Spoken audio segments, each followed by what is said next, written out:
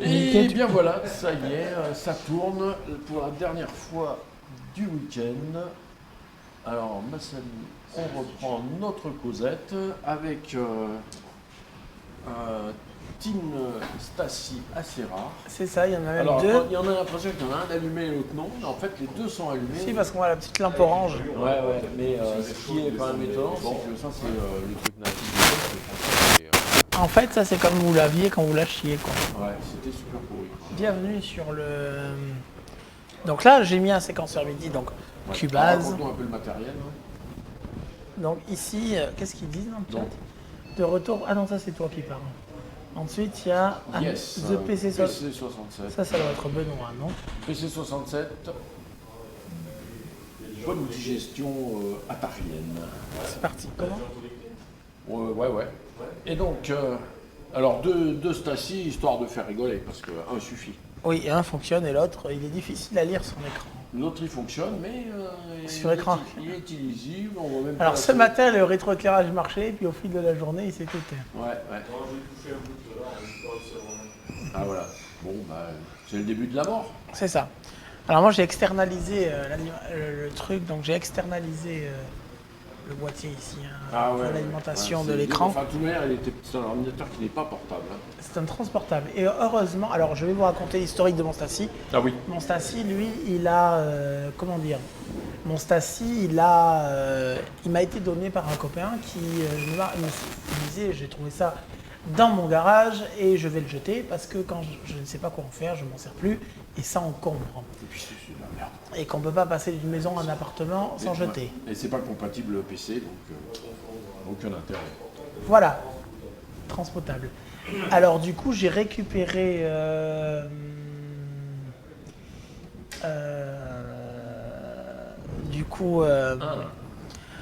j'ai récupéré cette super machine, donc, mais alors le problème, il s'allumait 5 minutes et puis il finissait par s'éteindre. Ah ouais.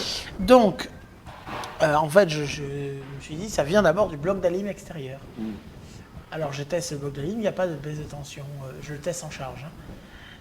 Au contraire, la consommation, quand il s'éteignait, la consommation était libérée, quoi. Ça revenait donc ça pompait. Donc ça arrêtait de pomper quand l'ordinateur s'arrêtait. Donc, en fait, je me suis rendu compte que la régulation est faite à base de MOSFET dedans. Ah oui. Et en fait, c'est pas des régulateurs de tension en boîtier, en fait, c'est MOSFET. Et en fait, il y avait des MOSFET qui posaient problème. Au début, je pensais que c'était le condensateur, donc j'ai changé de condo, ça faisait pareil. Ouais. Et en fait, j'ai entrepris l'idée de refaire la carte d'alim plus simple. Et donc, j'ai fait une nouvelle carte d'alim à la place. Et le difficile a été... le plus difficile a été de refaire la tension pour alimenter la dalle de l'écran, en fait, qui est alimentée en moins 25 volts. Ouais. Pour le substrat, la polarisation des cristaux liquides. C'est pas du tout l'arrière-plan, ça c'est autre chose. Voilà, donc en ayant changé ça, mon Stacy refonctionne. Ensuite, je lui ai mis un Ultra Satan 2 en interne pour remplacer le disque dur SCSI. Ça, c'est la base. Et ensuite... Sauf qu'en interne, c'est pas prévu pour, parce que comme il y a très peu de clients pour le Stacy, il a fallu que tu bricoles un peu, non? En fait, comment il s'appelle, l'Otarec prévoit qu'il soit monté en interne. Le créatif polonais. Parce que, et alors il est prévu pour être monté en interne dans 2 machines, dans le Mega STE, une bien belle machine méconnue. que j'ai aussi, et dans le Stacy, parce qu'il y a un connecteur à 4 broches, 5 volts, pour qu'on puisse le brancher à la place d'un lecteur disquette. Donc il est prévu quand même pour être monté en interne. Alors je tenais d'ailleurs à remercier Benoît et René ici présents pour m'avoir permis de faire une commande groupée. Oui, chez notre ami polonais. Donc, voici donc ici un super Stacy. Et ensuite j'ai changé également la feuille électroluminescente et son alimentation pour l'avoir... T'as trouvé un truc compatible en termes de taille, d'épaisseur? Alors non, j'ai trouvé une feuille A4 que j'ai coupée. Ah ouais, ça marche ça?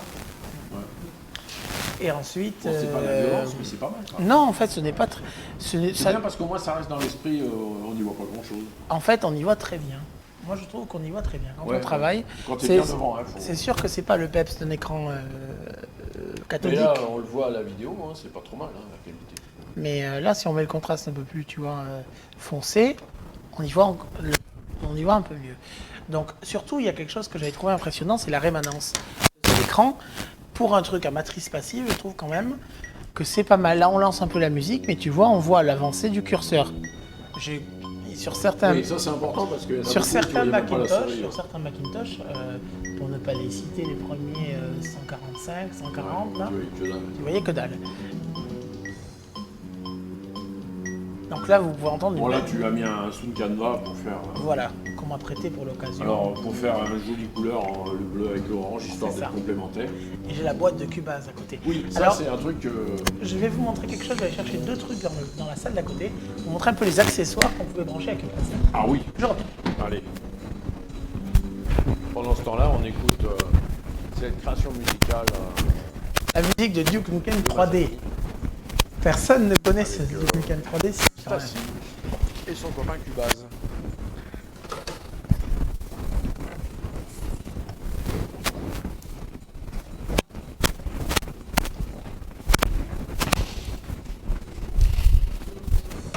Quelques petits accessoires.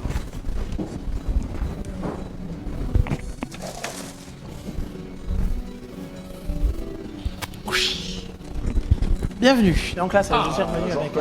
J'en reconnais ce truc rouge. On dirait une guitare funky hard rock des années 80, façon Flying V, mais presque. D'ailleurs, Ou en version Roland piano guitare. C'est ça. Alors il a été scellé, je n'ai pas osé l'ouvrir, mais ah bah voilà, ouais, il faut pas l'ouvrir. Si jamais à l'occasion, j'aimerais bien l'emprunter à un moment donné pour le tester. Ah bah oui. Pas en ce moment parce que t'as du boulot. Parce que je vais déménager, et donc j'ai pas envie que ça se perde dans mon déménagement. Ouais, bah, la prochaine fois, ouais. Mais la prochaine fois, je te laisse peut-être même chez toi si tu veux. Oui, pas de souci. Comme ça, je passerai chez toi et puis on le testera avec le Stas. En plus, il y a la cartouche de Notator avec. C'est la cartouche de Notator qu'il y a ou c'est non, c'est de Cubase? Non, la cartouche de Notator. Ah oui. Non, c'est Cubase. Il y a marqué Cubase 3, non? Cubase, non, c'est la Cubase. Ah, ouais, c'est la rouge, donc c'est Cubase 3. Alors ici, donc nous avons donc ça c'est Notator, donc le concurrent. Donc c'est une cartouche qui marche. Alors Steinberg a édité un driver pour pouvoir utiliser. Alors il a utilisé. Steinberg a été malin. Ils ont sorti un driver pour brancher l'Unitor, mais là c'est une Unitor N. L'Unitor N, elle a un défaut, c'est qu'elle a la cartouche Notator intégré, ce qui fait que dessous, là, il n'y a pas de port cartouche. Ah ouais. Donc si on veut l'utiliser en Cubase, on est obligé d'utiliser une version pirate, parce qu'on ne peut pas mettre la cartouche en plus de l'interface. Donc voilà. Ouais, faute. Tout ça pour gagner 3 centimes. Pour gagner surtout. Ouais. En fait, ça n'était jamais vendu seul, c'était vendu en bundle avec Notator. Avec le soft, ouais. Donc voilà, ça c'est très rare, la version Unitor N, elle est assez rare, moi on l'a donné. Donc, en plus, il y a la place pour mettre un joli sticker là. C'est ça, on pourrait mettre silicium. Masami Sound System. Ou silicium. Ensuite, je vais vous montrer. Donc là, je vous ai montré la Midex. Donc la Midex, on la voit à travers le. J'espère qu'on la voit à travers. Elle, vous pouvez brancher. Alors ça, c'est pas la version complète. Si, pardon, je me suis trompé. C'est la version complète parce qu'il y a. Alors là, vous voyez, il y a 3 MIDI. Il y a 4 MIDI. Il y a 4 sorties MIDI ici. Ouais. Il y a 2 entrées MIDI ici. Avec ça, il y a de quoi faire exploser. Et là, il y a la synchro.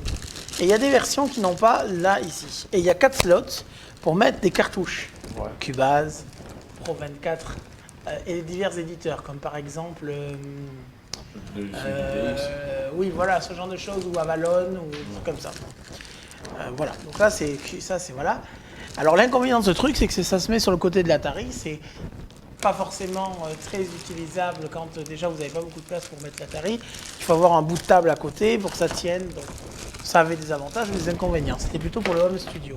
Ouais. Quand vous vouliez travailler dans des conditions un peu plus partielles pour des concerts, Steinberg a fait sortir cet appareil-là. Rackable donc. Qui a été fabriqué par Waldorf pour Steinberg. Donc Waldorf qui est une boîte qui faisait des synthés. Hein. Allemande. Waldorf donc, si on doit parler en allemand. Et ici, donc, vous avez un appareil qui a à la fois une interface MIDI et un synchroniseur MIDI. C'est-à-dire que c'est une machine. D'ailleurs, l'interrupteur, il s'est un peu sorti.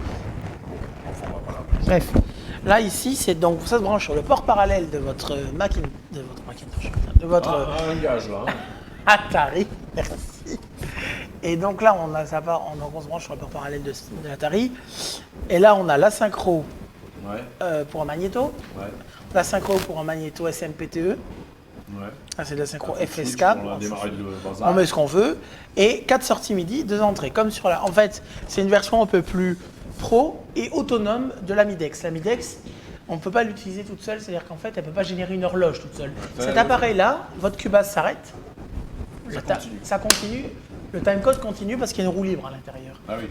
Donc voilà. C'est cher ça? Et ça, c'était très cher. Ouais, parce que vous, Je sais pas, aujourd'hui, je pense que c'est assez cher. Moi, je l'ai récupéré Ah bah, à dans un l'époque, stock. ouais, j'imagine. Mais à l'époque, ça valait assez cher. c'est courant, Alors, Cubase, là, le 3, j'ai le prix sur le mien, hein, sur ma boîte, 4300 francs. Une paille. Voilà. Ouais. Alors, il y en a, ils faisaient, alors je me rappelle, dans certains magasins parisiens, ils te vendaient le Cubase avec l'Atari 1040 STE et l'écran monochrome. En fait, en gros, ils faisaient cadeau de l'écran. Ouais, vous pouvez, hein. Les gros monochromes, il devait, voilà, 900 € à tout casser. Donc voilà, ici on a ça. Ouais. Alors, ça, c'est voilà, le synchroniseur. Et en fait, il y a une truc que je n'ai pas qui s'appelle l'export, Ouais. qui vient se brancher sur le port série qui donne encore 3 MIDI out. Ah ouais. Mais le schéma de cet export ayant été relevé par Reverse Engineering, elle est facile à fabriquer. Il faut trouver un HC, c'est le 38 là, c'est le HC 138. Le quad, tu sais, le décodeur, non c'est un décodeur De mémoire 4, Porte. 2 vers 8, Hein 3 vers 8. Ah ouais, d'accord. Tu as 3 Composant. bits vers 8 sorties, Mhm. inversés. Et en fait, c'est avec ça que c'est fait. En fait, il envoie sur le port série Ah oui. une ligne de sélection et une ligne de données. Quoi. Ah oui. Ouais. Pas mal, pas mal. Donc, il sert des signaux de contrôle. C'est les Demux. Oui. Ah, voilà, le Demux. Master Fou. Ça doit... Voilà, c'est ça, c'est le Demux. Le SM124, ça devait coûter 1490 €. Ouais, c'est Ah oui, franc. Franc, oui, c'est vrai. Ah oui, je voyais moins cher, moi. Après, il était très bien. Puis avec Pro 24 ou Cubase, quand même, Voilà. c'était ça. Alors, c'est- il faut dire quand même que Cubase a inventé un truc, c'est-à-dire le fait de pouvoir voir de manière linéaire les pistes défiler sur l'écran. Ouais, ça, c'est vrai que c'est. Parce que le Pro 24 ne l'avait pas. Ouais. Ça était par morceau, non? C'était non, on voyait des espèces de petits carrés qui clignotaient, mais on voyait pas, tu vois, les événements MIDI au long cours, quoi. Ouais. Là, on voit les événements MIDI, on voit, si on veut regarder là, donc là je vais monter, on entend de la basse, mais je peux vous montrer la partition de ça. Hein. Là, on va avoir la partition qui va s'afficher, donc là on voit les notes. Hein. Ouais, c'est sûr. Je sais pas si on va voir du coup. Ouais, il n'y avait pas ça, non? Alors là, on va changer pour qu'on voit quand même les notes avec la bonne clé. Parce que là, on est avec une clé de sol. Mais... On pourrait voir un petit peu. Si tu approches la caméra, peut-être. On va mettre autoclef. Comme ça.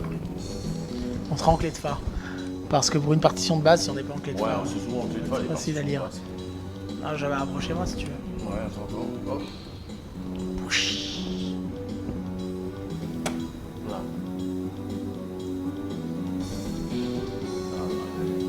En 4K.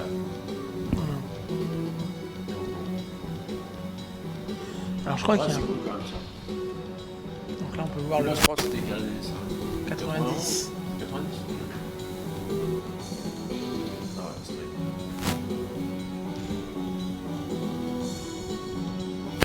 Alors il y a d'autres partitions, hein. J'ai les musiques de Warcraft 3, 2 et tout ça.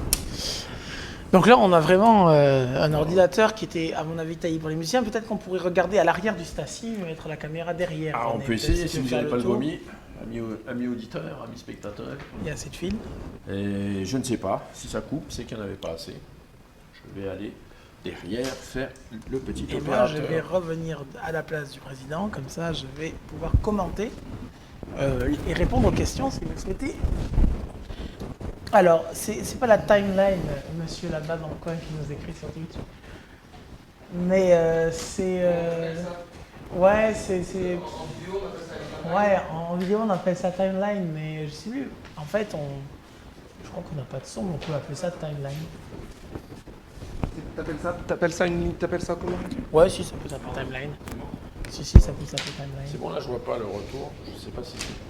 Alors attends, Faut que baisse tu un baisses peu. un peu pour qu'on voit bien l'arrière. Là, on voit l'arrière. Alors, Avec ton ligne externe, c'est ça? La ligne que t'as ajoutée? le petit boîtier blanc qu'on voit, alors qui c'est Inventé, je sais pas, mais Cubase avait le noyau temps réel, c'est-à-dire le MIDI sur interruption découplé de l'interface. Exactement, tout à fait. Ça prend du temps, même la partoche, mais même le timing en fait sur le...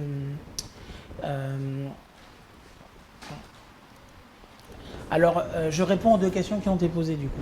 En fait, c'est ça, le compteur par exemple, il n'est pas exactement au bon timing sur l'écran, mais par contre, ce qui est sûr, c'est que si on met un synchroniseur derrière, il est au bon timing. Ouais. Pareil, dans Pro 24, il y avait l'édition des événements MIDI, donc ça ressemblait à une liste qu'on a sur Cubase d'ailleurs, qui montre les événements MIDI comme une liste, un peu ce qu'on voit dans un tracker. Ou pardon. Attention, c'est rare et fragile. J'avais pas vu Tu qu'il y l'as avait... dit toi. Donc ici les connecteurs, alors peut-être qu'on pourrait décaler un petit peu, tu vois, tu peux baisser un peu la caméra, comme ça on voit bien les connecteurs, parce qu'elle ne fait pas le point. Alors vous allez vous dire pourquoi il n'a pas branché la lime, parce que j'ai une lime externe dont le fil jaillit du compartiment à pile. Alors du coup, on a les deux prises MIDI, donc en partant de droite vers la gauche, donc on a le MIDI in, le MIDI out, ensuite on a un connecteur pour le moniteur. On peut sortir en couleur hein, si on branche un SC. Ouais. Voilà. Ensuite, il y a le connecteur ACSI, mais il n'y est plus puisque j'ai mis un ultra satan en interne et il ne fait pas le pont vers lui. Donc, je ne peux plus brancher les trucs en externe, on s'en fiche. Oui. Il y a un gros connecteur pour le lecteur de disquette supplémentaire. Ouais. Le fameux 13 broches, non plus que ça, 24 broches, je crois. Je ne sais pas combien de broches, Ça... mais c'est un connecteur introuvable. Introuvable et difficile à souder. Ouais, ah oui. Je l'ai fait quand j'étais jeune homme, c'était compliqué. Ensuite, il y a le fameux port parallèle sur lequel on vient brancher, et il y a le port série. Voilà, alors 14 broches, je pense, du coup, l'appelé. Donc on a ici voilà, le port serré, port parallèle. Donc si on regarde bien de l'arrière, on a en fait l'arrière d'un vrai d'un Atari ST, hein, d'un méga ST en fait, un méga ST4. Ouais, oui. Voilà, donc le compartiment à pile est plein de scotch parce que j'ai mis ma nouvelle lime dedans. Ah oui. Voilà, Bon, et le petit boîtier. Pas super sexy, mais bon. Non, bah, je voulais faire un truc bien, un peu plus durable, mais j'avais pas envie de percer des trous dans la coque. Non, vaut mieux éviter. Surtout qu'elle est de très mauvaise qualité. Bon, c'est un ordinateur qui a fait de la scène. Alors, quand on me l'a donné, le copain qui me l'a donné est un musicien, donc il a beaucoup tourné sur scène, ce Stasi. Voilà. Le lecteur de disquette marche quand il veut, mais je mettrai un lecteur de disquette venant d'un... Parce que je veux garder un lecteur de disquette, vous avez un floppy. Je veux garder un floppy, parce qu'il me sert, cet ordinateur, des fois, à faire des sauvegardes de disquettes venant de synthé. Ah ouais. Et tu as des sauves sur Atari qui lisent directement en bas niveau la disquette. Ah oui. Ouais. Donc voilà. Après, tu peux... Si tu as un lecteur externe, tu mets un Gotek dedans. Oui, bah après, je n'ai pas besoin d'un Gotek, puisque... Enfin, je pas besoin, entre guillemets. Pour moi, c'est moins pratique un Gotek que le Ultra Satan. Ouais, c'est sûr. Parce que l'Ultra Satan, tu le lis directement sur la carte. Bien sûr. Tandis que un Gotek, tu es obligé de faire des images disques. Ouais, bien sûr. Et là, on peut regarder un petit peu de plus près même le... Alors devant, il y a un joli Yamaha. PX600 qu'on avait branché tout à l'heure, qu'on n'a plus branché. Puisque... Avec du son de la 716 FM dans toute sa splendeur. Voilà. Modeste. Voilà, il existe donc des éditeurs sur Atari. Ah oui, je ne vous ai pas montré, mais on pourrait montrer qu'il existe des éditeurs. Donc on peut quitter Cubase. Hein. J'ai pas l'habitude de la souris parce que je fais souvent ça au clavier. Mais disons qu'on peut vous montrer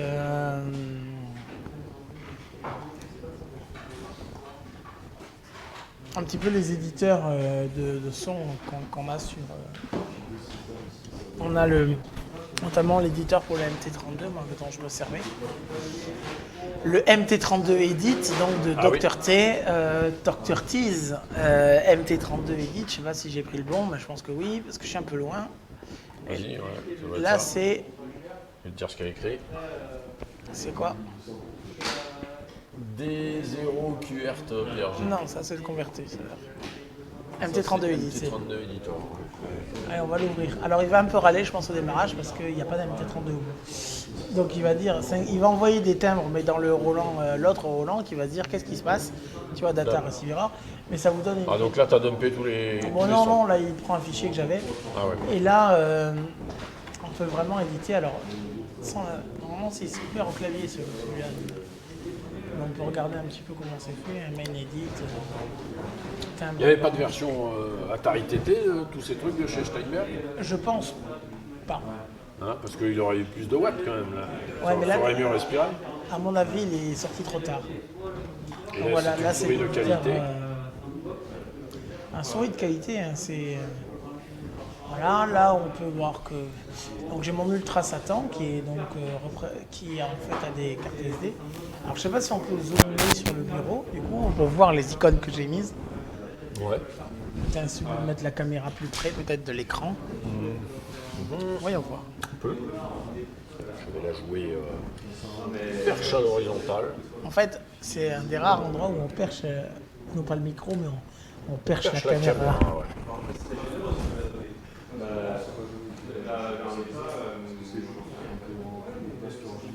Donc ici, bureau, fichier, visualisation, options. Donc les trois icônes qu'on voit sur la droite, en fait, correspondent aux trois partitions de la carte SD. Ouais. Ensuite, en dessous, il y a le lecteur disquette, bien sûr. Enfin, à gauche, pardon, il y a le lecteur disquette. Et en dessous du lecteur disquette, il y a un Ghost. Parce que j'ai un programme Ghost qui me permet des fois via le port série, qui me permettait de copier en fait des fichiers d'un disque dur sur un PC vers ça. Ouais, par un fil. Voilà, par un fil.